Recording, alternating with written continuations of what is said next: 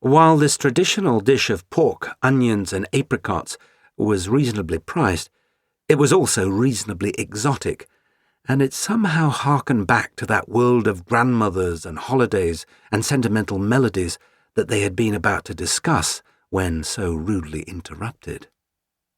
"I'll have the same," said our serious young lady. "The same." And then she glanced at her hopeful young acquaintance with a touch of that tenderness that Natasha had shown Pierre in War and Peace at the end of Volume 2. "And would you like some wine to go with your stew?" asked the bishop. The young man hesitated and then picked up the wine list with uncertain hands. It may well have been the first time in his life that he had ordered a bottle of wine. Never mind that he didn't grasp the merits of the 1900 versus the 1901. He didn't know a Burgundy from a Bordeaux. Giving the young man no more than a minute to consider his options, the bishop leaned forward and poked the list with a condescending smile. "Perhaps the Rioja."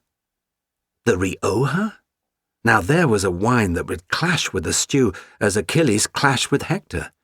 It would slay the dish with a blow to the head and drag it behind its chariot until it tested the fortitude of every man in Troy.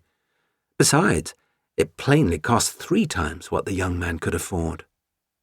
With a shake of the head, the Count reflected that there was simply no substitute for experience. Here had been an ideal opportunity for a waiter to fulfill his purpose. By recommending a suitable wine, he could have put a young man at ease, perfected a meal, and furthered the cause of romance, all in a stroke. But whether from a lack of subtlety or a lack of sense, the bishop had not only failed in his purpose, he had put his customer in a corner. And the young man, clearly unsure of what to do and beginning to feel as if the whole restaurant were watching, was on the verge of accepting the bishop's suggestion. "If I may," the Count interjected, "for a serving of Latvian stew, you will find no better choice than a bottle of the Mukkazani." Leaning toward their table and mimicking the perfectly parted fingers of André, the Count gestured to the entry on the list. That this wine was a fraction of the cost of the Rioja need not be a matter of a discussion between gentlemen. Instead, the Count simply noted, "The Georgians practically grow their grapes in the hopes that one day they will accompany such a stew." The young man exchanged a brief glance with his companion as if to say, "Who is this eccentric?" But then he turned to the bishop. "A bottle of the Mukkazani." "Of course," replied the bishop. Minutes later, the wine had been presented and poured, and the young woman was asking her companion what his grandmother was like. While for his part, the Count cast off any thoughts of herb-encrusted lamb at the Boyarsky. Instead, he summoned Petya to take Nina's present to his room and ordered the Latvian stew and a bottle of the Mukkazani for himself. And just as he'd expected, it was the perfect dish for the season.